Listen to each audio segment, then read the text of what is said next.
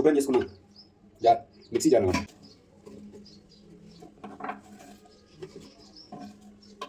Okay, ఒక glass పాలు, ఇది ఒక గ్లాస్ పాలు అనమాట. ఈ పాలు తీసుకున్నా. ఇప్పుడు ఈ పాలు అయితే దీంట్లో పోసేస్తా. పాలతో అయితే ఈ యాపిల్ జ్యూస్ అయితే వేసుకుంటాను నేను, వితౌట్ షుగర్ అనమాట.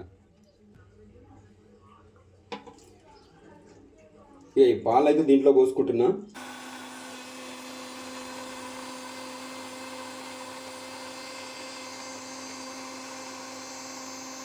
ఇలా అనమాట జ్యూస్ చేసుకొని రోజు కొంచెం మనం ఆరోగ్యంగా ఉండడానికి ప్రయత్నించాలి. ఎందుకంటే నేచర్ కూడా అలా సపోర్ట్ చేయట్లేదు మనకు. ఎందుకంటే ఎక్కడ చూసినా కలుషితం అయిపోతుంది నేచర్ కూడా.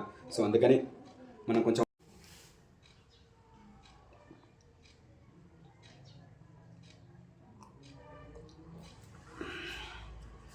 సో అదేనమాట మామ.